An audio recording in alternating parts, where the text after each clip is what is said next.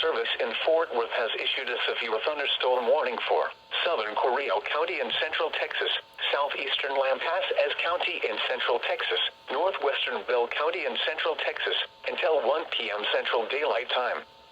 At 12:03 p.m. Central Daylight Time, a severe thunderstorm was located near Lampasas, moving east at 30 miles per hour.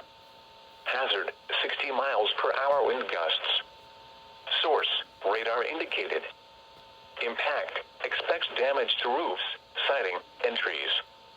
Locations impacted include Saline, Cuppers Cove, Harker Heights, Belton, Lampasas, Fort Hood, Nollenville, Salado, and Kentner.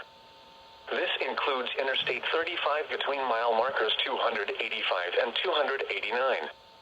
A tornado watch remains in effect until 6 p.m. Central Daylight Time for Central Texas.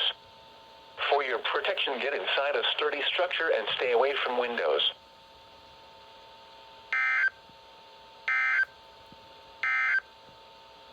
The current time is 12.